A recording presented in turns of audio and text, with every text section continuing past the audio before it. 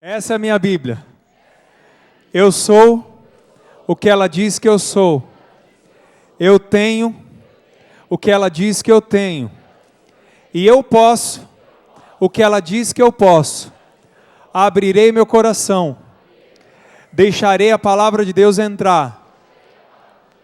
E nunca mais serei o mesmo. Amém. Vamos ler. Lucas capítulo 2, versículo 25 diz o seguinte: Havia em Jerusalém um homem chamado Simeão, que era justo e piedoso, e que esperava a consolação de Israel. E o Espírito Santo estava sobre ele. Fora-lhe revelado pelo Espírito Santo que ele não morreria antes de ver o Cristo do Senhor. Movido pelo Espírito, ele foi ao templo. Quando os pais trouxeram o menino Jesus para lhe fazerem o que requeria o costume da lei, Simeão o tomou nos braços e louvou a Deus, dizendo: Ó soberano, como prometeste, agora podes despedir em paz o teu servo, pois os meus olhos já viram a tua salvação, que preparaste à vista de todos os povos, luz para a revelação aos gentios e para a glória de Israel, teu povo. O pai e a mãe do menino estavam admirados com o que fora dito a respeito dele. E Simeão os abençoou e disse a Maria, mãe de Jesus: Este menino está destinado a causar a queda e o soerguimento de muitos em Israel, e a ser um sinal de contradição, de modo que o pensamento de muitos corações será revelado. Quanto a você, uma espada atravessará a sua alma. Eu quero orar, querido. Feche seus olhos. Querido Deus, nós agradecemos a Ti, Senhor, pela Tua palavra. E eu quero clamar a Ti, Senhor, para que o Seu Espírito, Pai, conduza, Senhor, esta mensagem, conduza, Senhor, esta palavra, Senhor, até os nossos corações, ó Pai, de modo que haja, Senhor, uma nova experiência contigo, de modo, Senhor, que os nossos corações e as nossas vidas, ó Pai, sejam de fato transformados, ó Pai. Nós sabemos que a palavra é Tua, Senhor, o Espírito, Senhor, tem todo o poder de transformar e trabalhar os nossos corações, ó Pai. Por isso nós nos dedicamos a Ti, Senhor, nesta noite, e Te pedimos, ó Pai, fala conosco, em nome de Jesus. Amém. Querido, eu, como muitos de vocês, tive o privilégio de conseguir tirar alguns dias de férias no mês de dezembro. Sei que nem todos conseguiram, mas pela ausência de muitos irmãos na igreja, a gente sabe que muitos irmãos saíram de férias. E eu, graças a Deus, eu tive esse privilégio também de tirar ali uns 15 dias para poder descansar. E fiz uma visita ao meu pai, que mora numa outra cidade. E também, como muitos de vocês, eu tracei as minhas metas para 2014. Eu sei que muitos de vocês também traçaram essas metas. Sabe aquelas metas, tipo, dia 2 eu começo um regime. Outro dia eu ouvi no rádio uma moça falando sobre essa coisa de começar a academia, e ela estava dando um depoimento que ela, no começo de 2013, ela foi a uma loja de artigos esportivos, se preparou, se matriculou na academia, comprou aquele monte de roupa, e aí ela falou assim: agora nós estamos passando para 2014 e as roupas estão ainda dentro do guarda-roupa. Então tem uma série de resoluções que a gente trata e a gente estabelece para a nossa vida como alvo para um novo ano, e que vão se perdendo ao longo do tempo, porque nós nos empolgamos com essa coisa de mudança e tudo mais. Mas eu esse ano tentei ser o mais sóbrio possível nos meus alvos. E um desses dias de férias, eu saí com a minha esposa, deixei as crianças com a tia, e aí nós começamos a ter uma conversa daquelas que você não consegue ter quando você está com as crianças, sabe? e nós começamos a conversar sobre o nosso relacionamento e o que nós queríamos do nosso casamento, do nosso relacionamento para o próximo ano, para 2014. Nós estávamos ainda em 2013, dezembro, e aí eu perguntei para ela, eu falei, amor, o que você acha que eu tenho que mudar?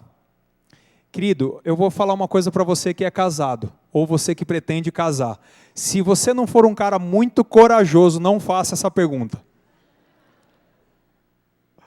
Não faça essa pergunta achando que ela vai entender como uma pergunta retórica. Ou que ela vai entender que você foi apenas educado, dizendo que você, afinal de contas, você está interessado em melhorar a relação. Nós tivemos ali uma discussão, né? Não uma discussão no sentido de briga, mas nós discutimos ali por um bom tempo sobre as coisas que nós tínhamos que mudar em mim e nela. Eu falei a minha parte, ela falou a parte dela, mas teve uma coisa, irmão, que doeu. Olha lá, ela já está até, olha lá, olha a cara dela.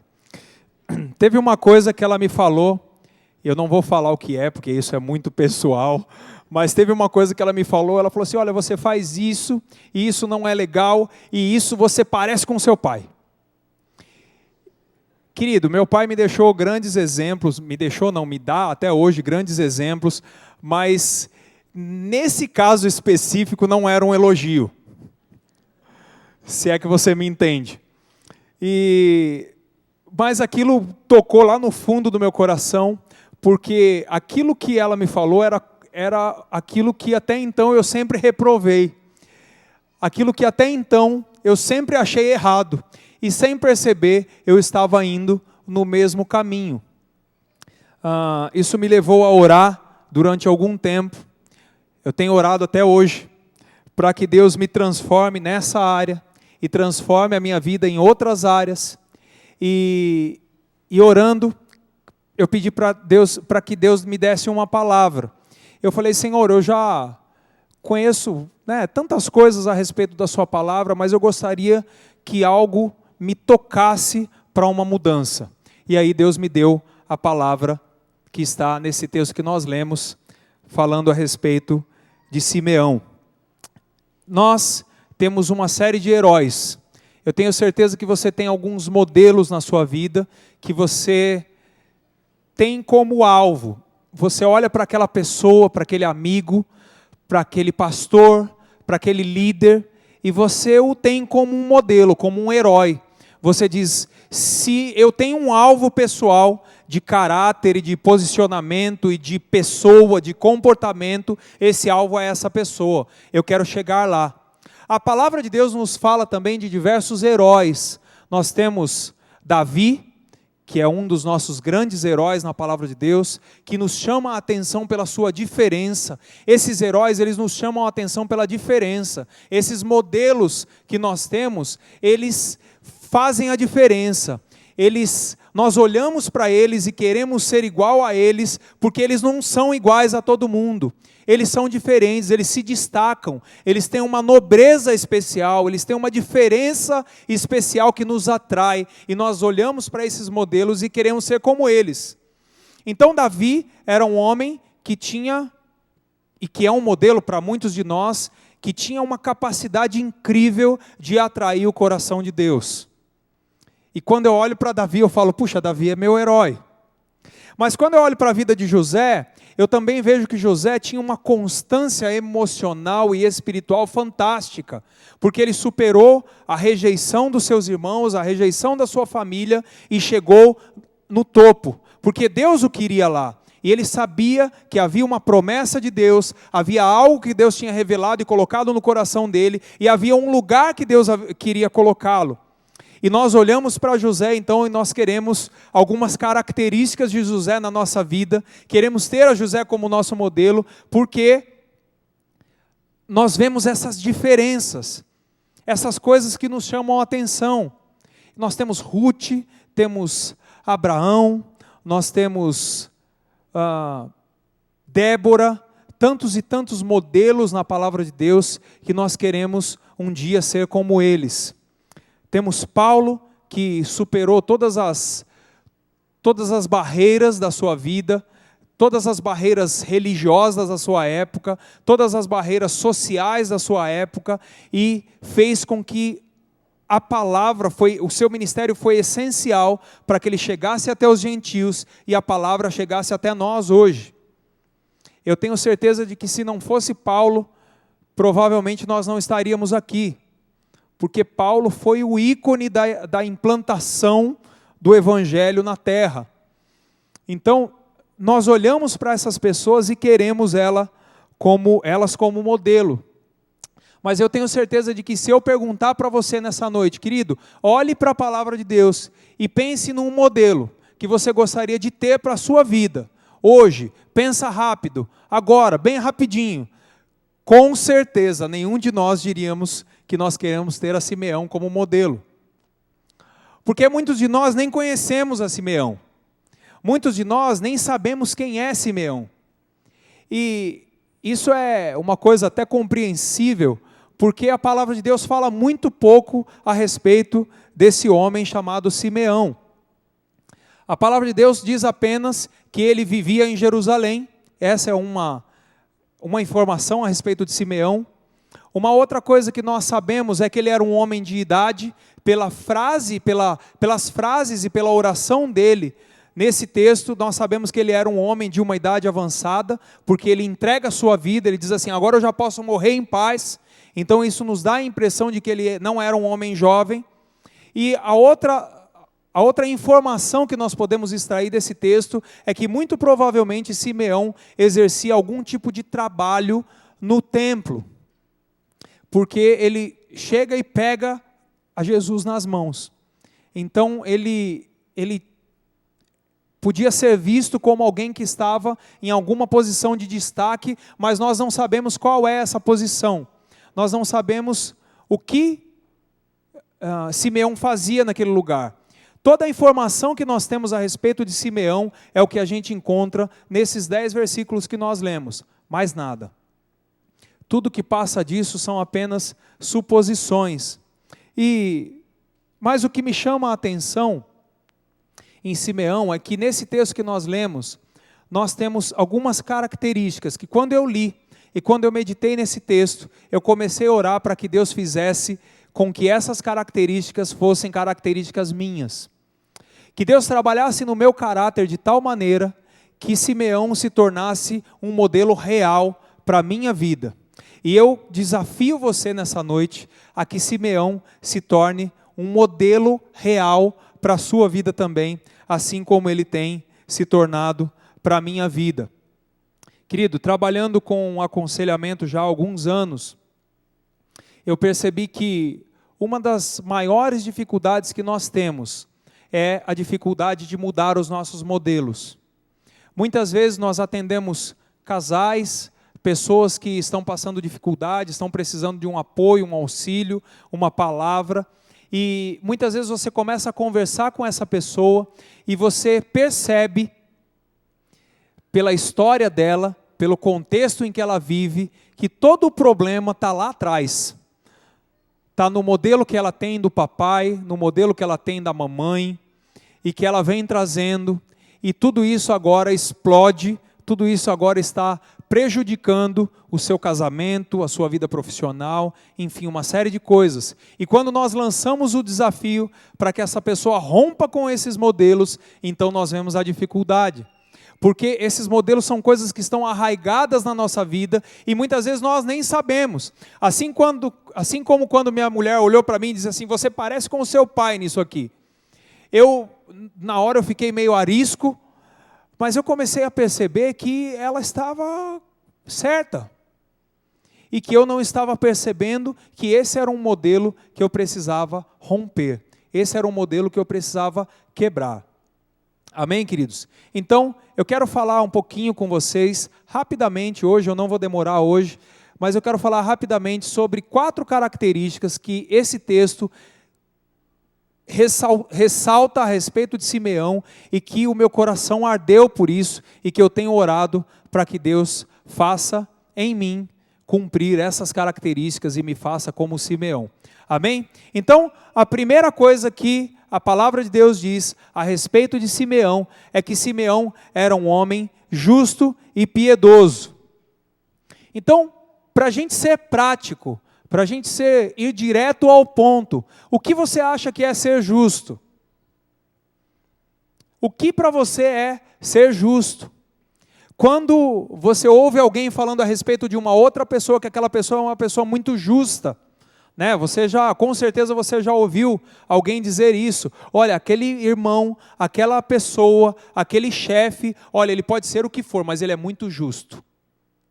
O que vem à sua cabeça quando nós falamos a respeito desse conceito de ser justo, conceito de justiça?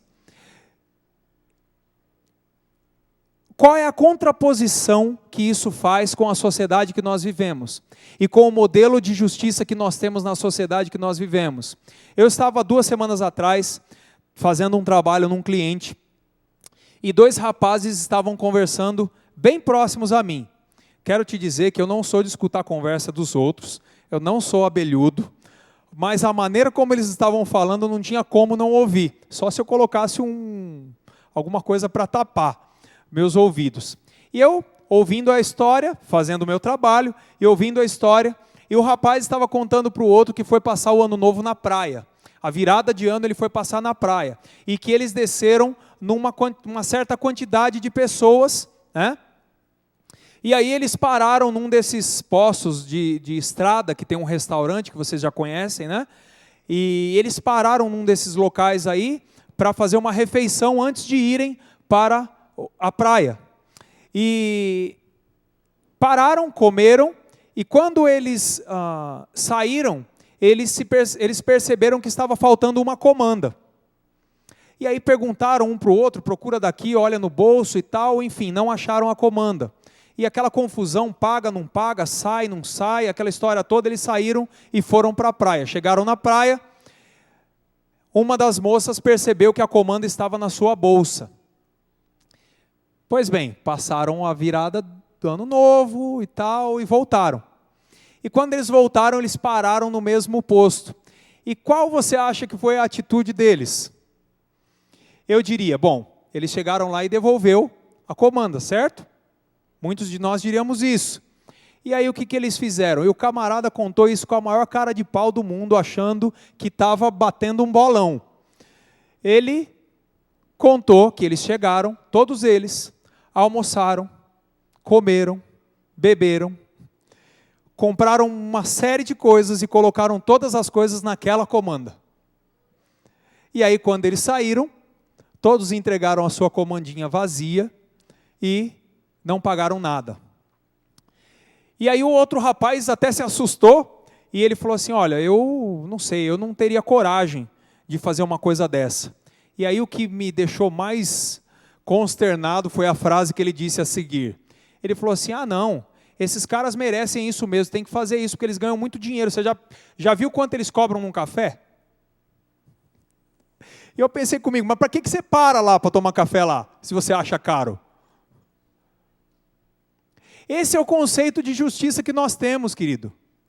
Esse é o conceito de justiça que a nossa sociedade tem. Um outro dia, conversando com um funcionário também, ele disse que comprou aquela piscinona que você vê no Facebook aí, que tem na casa do Kleber, sabe aquela piscinona grandona, que você vê lá no Facebook, que ele posta lá as fotos que a criançada está toda na piscina. Ele comprou essa piscina, e eu falei, rapaz, mas você vai gastar uma grana para encher essa piscina, hein? Porque haja água, 3 mil litros, 5 mil litros, não sei quanto. E aí ele falou assim, não, mas eu tenho um jeitinho. Eu falei, mas como jeitinho? Você tem um poço artesiano na sua casa? Ele falou, não tem um esquema que a gente tira, desmonta o relógio, coloca não sei o quê, para o relógio e tal, e eu encho a piscina e não pago nada. E eu falei assim, cara, e você ainda me fala isso com a maior cara deslavada, como se você tivesse certo? Não, lógico que eu estou certo, eu já pago tanto imposto. Esse é o conceito de justiça que a gente tem na sociedade. Mas o conceito de justiça da palavra de Deus não é esse conceito deturpado que muitas vezes nós vemos na sociedade. O homem justo é aquele que não quer que a outra pessoa seja tratada melhor do que você, do que si, porque ela tem uma vantagem social, ou ela tem um nível social diferente, ou ela tem uma origem, uma cultura diferente, ou ela tem um status social diferente. Para aquele que é justo, todas as pessoas precisam ser tratadas com a mesma dignidade. Aquele que é justo não tenta dar um jeitinho nas coisas. Aquele que é justo não cede ao jeitinho brasileiro. Aquele que é justo não tenta furar a fila. Você já viu que coisa horrível? Você já pensou como é ruim? Você está numa fila de um supermercado, e aí quando está chegando a sua vez, a pessoa que está na frente chama mais 50 para a frente dela? Com certeza você já teve uma experiência dessa no shopping, num restaurante, em algum lugar você já teve essa experiência, porque a sociedade está dessa maneira. A pessoa fala assim, bom, nós estamos em 5, então nós pegamos 5 filas. A fila que chegar primeiro, a gente vai todo mundo para aquela fila. E a pessoa que está sozinha ali na fila está esperando ali. E nós achamos que isso é justo. Nós pegamos um trânsito, aquele trânsito que você diz que você fala, puxa, vou passar o ano novo na praia, e você gasta 12 horas na Imigrantes, e aí de repente você olha e fala, bom, eu conheço esse trecho, eu sei que nesse pedaço aqui não tem polícia, então eu vou pegar o acostamento. E você vai lindo e tranquilo pelo acostamento, enquanto tantas e tantas, milhares de pessoas estão ali na fila esperando. E você acha que você está mandando bem. Afinal de contas, você tem uma boa justificativa, porque você tem um prazo para chegar, você tem um horário para chegar naquele lugar. Querido, isso não é justiça. Justiça que nós fazemos com a nossa própria mão não é justiça. Saiba que o Deus que nós servimos faz justiça por nós. O Deus que você serve, se você em qualquer esfera da sociedade, ou da sua vida, do dia a dia, se você está se sentindo injustiçado, saiba que fazer justiça não compete a você, porque o Deus que você serve, esse sim é justo.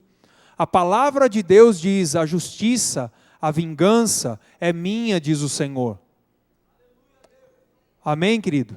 Então, se você quer ser justo, saiba que todas as pessoas precisam ser tratadas com a mesma dignidade, com o mesmo peso. Às vezes a gente acha que a justiça vale para o outro, né? O outro faz alguma coisa errada e a gente fala, olha, esse camarada tem que ser preso. Mas aí você acha que no seu caso é mais conveniente que você coloque aquela informação lá no imposto de renda, porque afinal de contas você não tem que pagar tanto imposto assim porque o governo é rico. Aqueles empresários que passam o final de semana servindo na igreja, mas quando chegam lá nos seus trabalhos durante a semana, eles separam a sua vida cristã e dizem assim, aqui eu tenho que matar um leão por dia. Saiba, querido, que Jesus está na sua vida dia a dia. Como nós falamos aqui, Jesus está vivo e Ele está ao seu lado. E se tem alguém que precisa fazer justiça na sua vida, esse alguém é o Senhor Jesus. Uma outra característica aliada a essa também, é que Simeão era piedoso. E piedoso vem da palavra pio, que significa nesse contexto, embora tenham vários significados ao longo da palavra de Deus, mas nesse contexto a palavra pio significa bom. Simeão era um homem bom, um homem que tinha o coração bom, a alma boa, um homem que praticava o bem com tanta frequência que ele era tido como bom. Eu não sei se você já teve a experiência de falar a respeito de alguém que você não consegue achar um defeito naquela pessoa. Quando você vai conversar e comentar sobre essa pessoa para uma outra pessoa, você só sabe elogiar essa pessoa, porque você não consegue ver um defeito, porque você sabe que aquela pessoa tem o coração bom, ela não é dada à avareza, ela não é dada à amargura, ela é boa e isso é um estado na vida dela, isso não é simplesmente uma moda, um momento, mas ela é uma pessoa boa. Quantos de nós podemos ter esse título diante das outras pessoas? Quantas pessoas à nossa volta, da nossa família, que podem olhar para nós e dizer, olha, essa pessoa, você é uma pessoa justa e você é uma pessoa boa. Querido, eu honestamente tenho orado para que Deus cumpra essa palavra na minha vida, porque eu não sei se eu sou uma pessoa que merece esse título. Eu não sei se você entende isso que eu estou querendo te dizer. Essa é a primeira coisa, essa é a primeira característica que a palavra de Deus diz a respeito de Simeão. Uma coisa fantástica é que a palavra de Deus diz que as nossas boas obras têm que brilhar diante dos homens, diante do mundo, para que os homens olhem para nós e glorifiquem a Deus que está nos céus. Sabe um detalhe a respeito daquele rapaz da piscina? Ele é crente.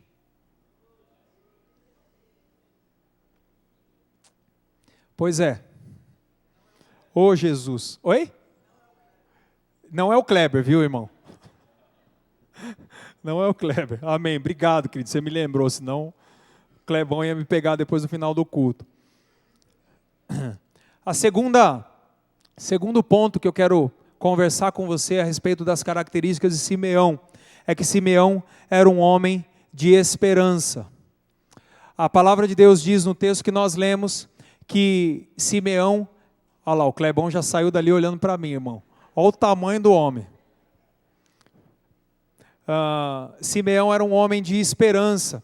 A palavra de Deus diz que Simeão esperava a consolação de Israel. E a nossa língua, tratar dessas coisas, essas palavras é interessante, porque a nossa língua, ela é um pouco pobre com relação a algumas coisas. A nossa língua portuguesa é um pouco pobre com relação a algumas coisas. E esse esperar de Simeão não é o esperar que nós estamos acostumados a dizer, por exemplo, que nós estamos esperando um ônibus ou esperando o metrô. É diferente dizer para você que eu estou esperando um ônibus e chegar para você e dizer assim, olha, eu espero, irmão, que o ano de 2014 seja uma bênção na sua vida. Eu espero que o ano de 2014 Deus cumpra as promessas dele na sua vida e derrame bênção sobre a sua vida. Você concorda comigo que os dois esperar são diferentes? São diferentes. Às vezes a gente confunde esperança com otimismo. Sabe o que é otimismo? Otimismo é quando nós cremos, acreditamos que aquele projeto, aquele plano que nós temos vai dar certo. Isso é otimismo.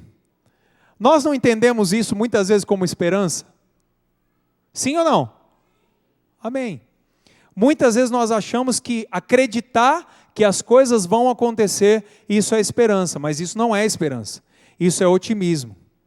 Esperança é quando você acredita que aquele projeto de Deus vai se cumprir na sua vida. Quando você crê que Deus tem promessas para se cumprirem na sua vida, que Deus vai fazer acontecer as coisas na sua vida, mas você participa ativamente para que essa promessa se cumpra, para que esse propósito se torne concreto na sua vida. Isso é esperança. Esperança é uma espera que é ativa, que não é passiva. Otimismo é quando você se levanta de manhã, vai para uma entrevista de emprego, você toma o seu banho, você se troca, coloca a sua melhor roupa, passa o seu melhor perfume, aquele que você só usa para ocasiões especiais, que é caríssimo, e você vai para aquela entrevista de emprego acreditando que você vai conseguir aquele emprego. Esperança é quando você faz tudo isso, mas você vai para essa entrevista de emprego acreditando que se porventura você não for aprovado naquela entrevista de emprego, é porque Deus tem algo melhor para você. Isso é esperança. A esperança, querido, é uma espera ativa.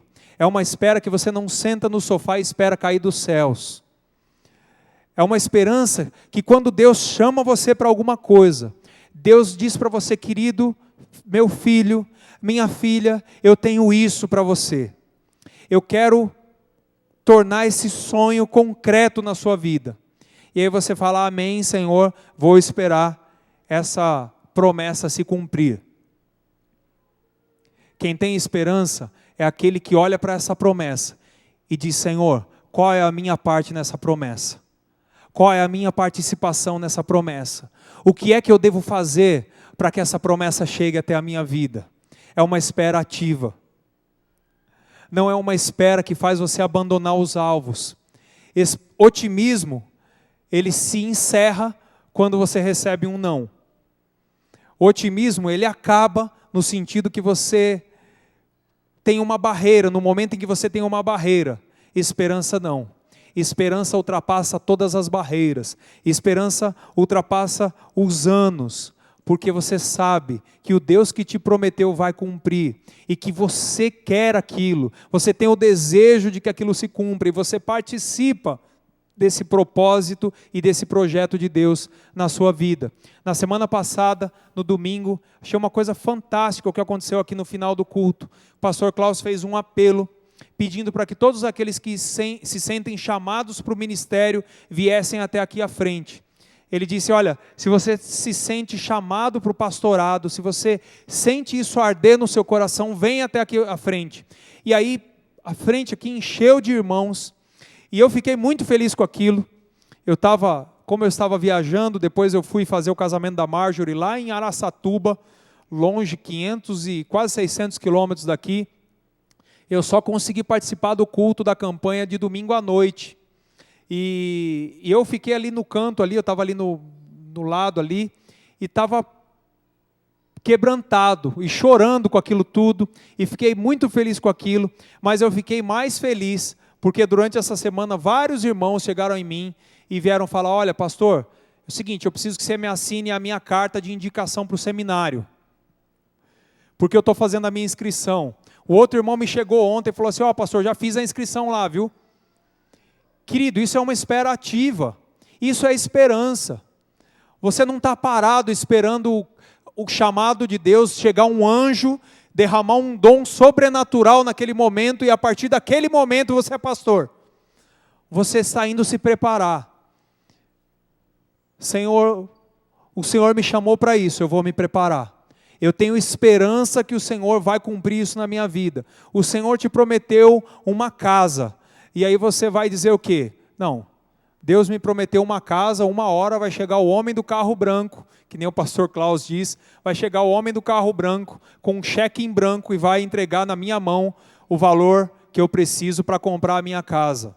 Isso é otimismo, querido. Se você tem esse tipo de espera, aparta isso em nome de Jesus da sua vida. Então, se Deus prometeu isso para a sua vida, querido, comece a fazer as contas, comece a poupar dinheiro, comece a trabalhar, comece a estudar, comece a investir na sua vida, querido, porque a promessa de Deus se cumpre quando Deus tem todo o poder para fazer essa promessa se cumprir na sua vida, mas quando você tem tanta fé e tanta esperança que você participa da complementação dessa promessa, você participa para que essa promessa se torne concreta na sua vida, querido. Isso é esperança. Esperança é uma espera ativa. Amém, querido? Então, primeira característica, Simeão era um homem justo e bom e piedoso. A segunda característica, Simeão era um homem de esperança. A terceira característica que eu quero falar com você é que Simeão vivia por uma causa.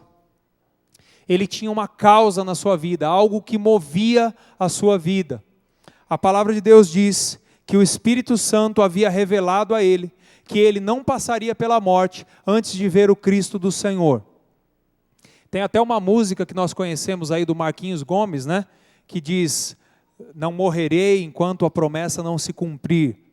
Quem tem promessa de Deus não morre não desiste não, e tem a fé, nesse caso a fé de Simeão.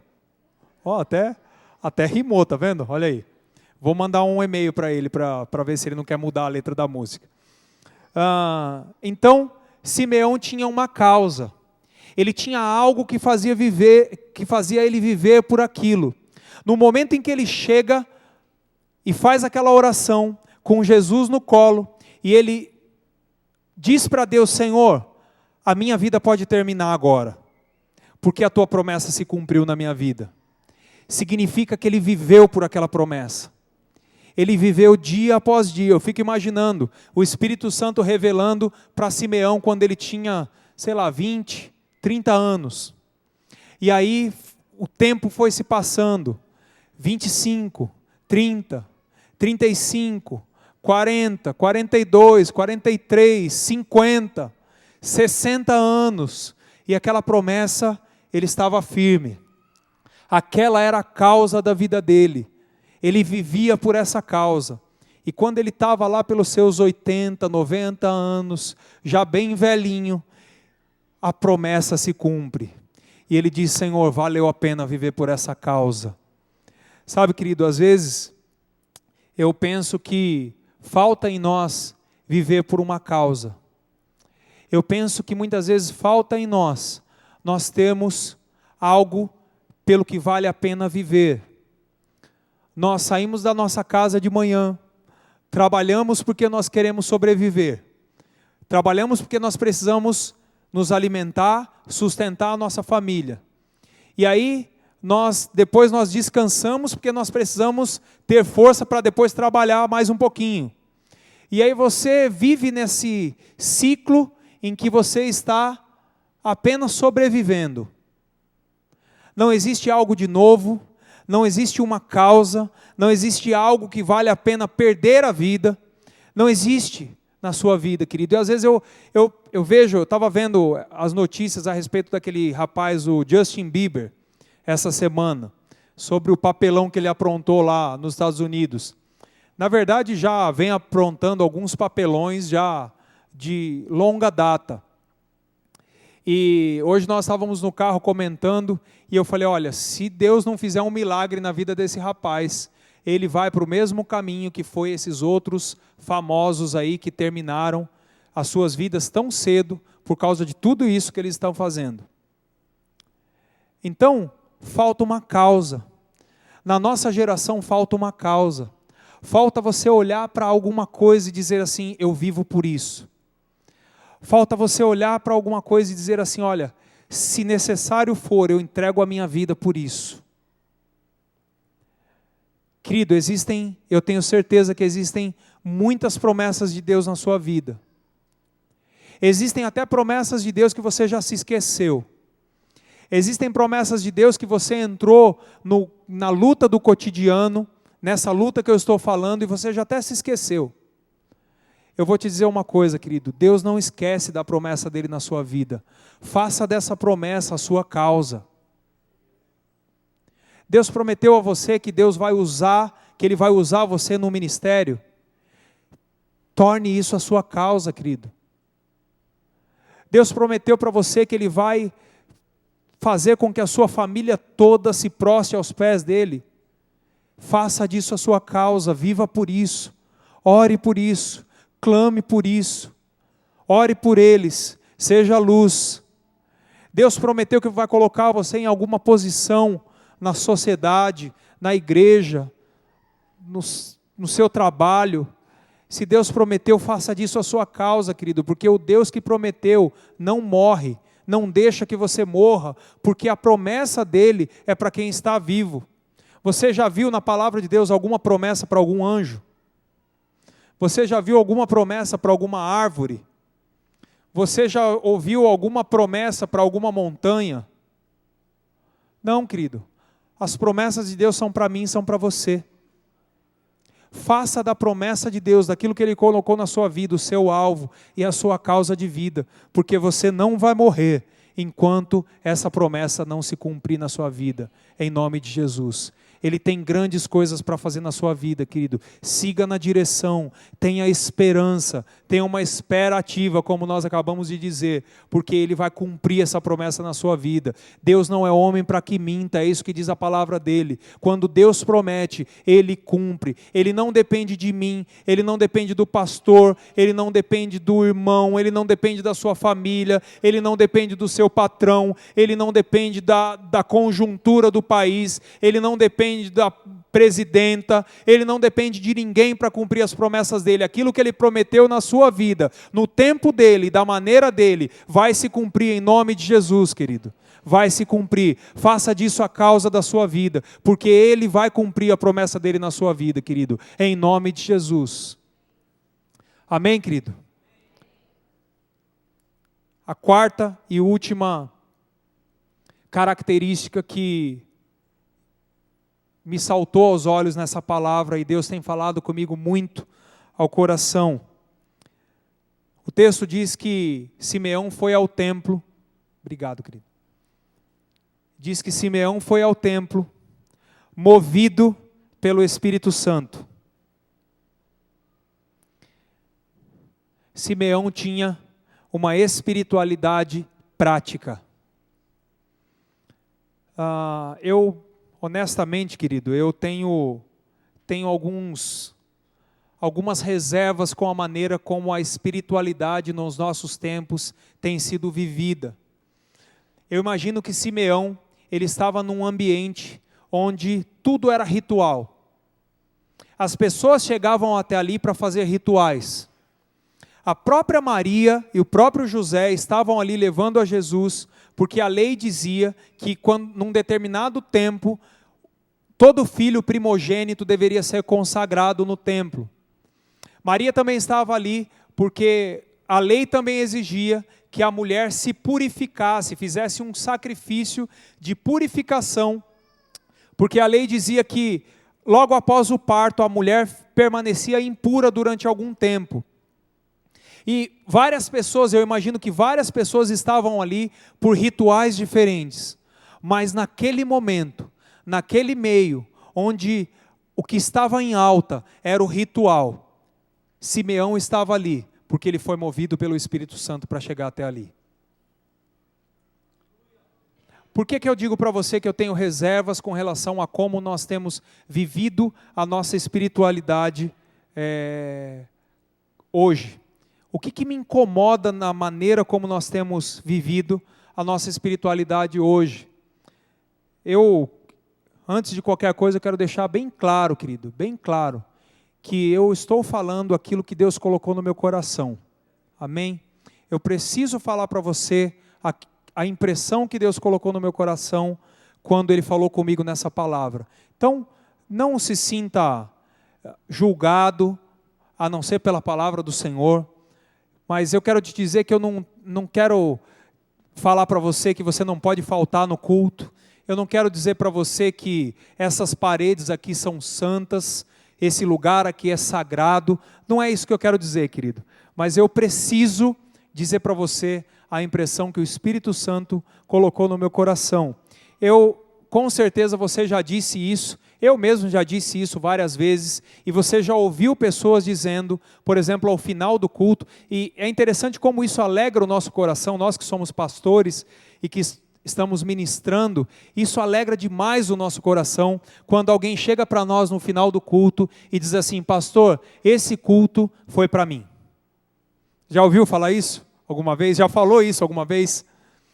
Você chega e diz assim: pastor, olha, do começo do culto, na oração de abertura, até o amém final, Deus falou comigo. Deus falou comigo até na hora que estava orando pelos aniversariantes. E eu acho isso lindo, querido. Lindo, porque para mim, aquele irmão conseguiu aproveitar tudo aquilo que Deus preparou para a vida da igreja naquele dia. Eu acho fantástico isso, eu acho lindo isso. E por outro lado, me entristece demais quando eu vejo que muitas pessoas entram na igreja, saem da igreja, semana após semana, domingo após domingo, culto após culto. E se você perguntar como anda a vida dela, o que Deus tem falado para ela, ela não vai saber te dizer. Ela está aqui pelo costume, ela está acostumada, ela acha até legal vir aqui para a igreja, ela acha bom porque ela tem amigos aqui na igreja, mas aquilo não faz muita diferença na vida dela. Ao invés daquela palavra que foi ministrada naquele dia, aquele louvor que foi ministrado, ficar reverberando no coração dela, no decorrer da semana, quando Deus continua falando no coração dela no decorrer da semana, quando termina o culto, 10 minutos depois ela já não se lembra o que foi pregado. Ela já não se lembra o que Deus falou. E eu penso que, porque de fato ela não conseguiu ouvir a voz de Deus. Uma outra questão, eu não consigo entender como muitos de nós conseguimos ficar tanto tempo longe da igreja, querido. Você vai conversar muitas vezes com o irmão e você acha que aconteceu alguma coisa, algum problema, e você conversa com ele e você fala, querido, o que aconteceu? Faz tanto tempo que eu não te vejo. Pastor, sabe o que acontece? É que há 2 meses atrás teve o churrasco da empresa, foi a confraternização, então, né, a gente ficou lá e tal, todo aquele clima de festa e tudo mais, aproveitando, e aí não deu tempo de vir para a igreja. Aí no outro domingo eu estava meio gripado, não estava muito legal. Aí no outro domingo choveu, pastor, não deu para vir, tudo. Eu tenho carro, tudo, mas a garagem não é coberta, né? A garagem não é coberta, então eu tenho que tomar chuva para chegar até o carro, então não deu para vir. Aí, na outra semana, teve um aniversário do fulano. Lembra, sabe o fulano que vinha aqui na igreja, que agora não está vindo mais? Então, foi aniversário dele, pastor, precisava ir lá, você sabe, né, pastor, não está vindo na igreja e tal. Eu precisava marcar presença lá, ser bênção na vida dele e tudo mais. E quando você vai ver, querido, o irmão faz 2 meses que não aparece na igreja. E ele não está de férias, ele não estava trabalhando. O pastor, olha, eu não vai dar para vir no culto, porque eu realmente sinto necessidade de assistir o Faustão hoje. Olha, realmente tem umas coisas super importantes que vão ser ditas lá. Vai ter a Ludmila Ferber, vai estar lá e vai ser uma bênção, pastor. Olha que tremendo que vai ser, né? E eu não posso vir no culto aqui, pastor, de quinta-feira, termina à tarde, depois tem que pegar ônibus, chega em casa, não dá para assistir Big Brother, né? E aí, querido, eu vou falar uma coisa para você, a gente está dando risada aqui, mas tem um monte de gente que pensa assim, né? Pastor, eu não posso perder a novela, não, eu não venho no culto durante a semana, porque é bem no horário da novela, não tem, né? Não dá, né, pastor? Novela está quente.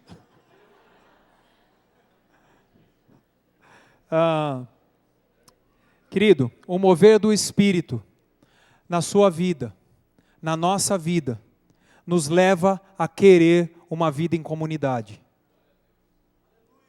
Se você der margem para que o Espírito Santo mova no seu coração, dia após dia, você vai sentir o desejo de vir aqui ser ministrado, de vir aqui ter comunhão. Em nome de Jesus, querido, que você não seja trazido a esse lugar por um ritual, que você não seja trazido a esse lugar porque você está acostumado, ou porque se você não vir o pastor vai pegar no teu pé, ou porque você sabe que o pastor Klaus lembra exatamente os domingos que você não veio na igreja, e ele vai chegar em você no final do culto e vai falar, irmão, faz 3 domingos que você não vem na igreja. Que você não venha na igreja por causa disso, querido, mas que você seja movido pelo Espírito Santo para vir ao templo, porque Deus tem algo para fazer na sua vida, porque você tem sede de que Deus fale algo na sua vida, porque você sabe que quando você chegar nesse lugar, existe uma bênção de Deus, existe uma palavra preparada, existe um louvor, existe um quebrantamento que Deus preparou para o seu coração, querido, e você não há de sair daqui desse lugar sem desfrutar de tudo aquilo que Deus tem para abençoar e para operar na sua vida, querido, em nome de Jesus. Como eu disse para vocês, a semana passada eu não consegui vir à campanha. Quinta e sexta eu estava viajando a trabalho. No sábado fui lá para Araçatuba fazer o casamento e só consegui chegar aqui no domingo à noite. E na quinta-feira eu estava no hotel, comecei a preparar o sermão do casamento que eu ia pregar no sábado. E aí eu entrei no site da igreja, o culto estava começando, e aí o louvor aconteceu e tudo mais, até ali tudo bem. E aí, mesmo assim, eu olhava as câmeras passando aqui, a igreja cheia, lotada, eu falava, meu Deus, que vontade de estar lá, né? E aí, quando o bispo André Fabiano subiu e começou a falar das 5 coisas que Deus tinha colocado no coração dele para a igreja, e que ele não podia deixar de falar aquelas 5 coisas, eu falei, opa, peraí que eu preciso ouvir isso aí. E aí eu já peguei o celular para anotar tudo aquilo que ele ia dizer, porque eu falei, não, eu preciso guardar, porque eu preciso fazer parte dessa bênção aí, né? E querido, É tremendo você assistir o culto pela internet, você ser ministrado, é bênção, é um recurso que a igreja tem para que você, no caso de não poder ou de não estar em condições de vir à igreja, que você possa cultuar também, que você possa ser ministrado. Mas, querido, não existe nada como você estar em comunhão.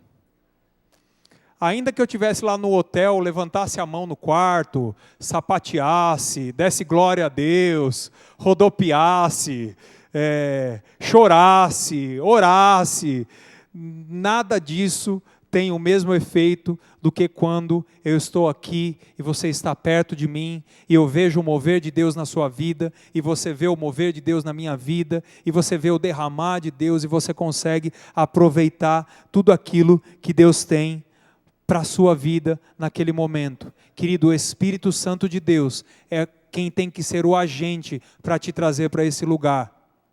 A palavra de Deus diz: alegrei-me quando me disseram, vamos à casa do Senhor.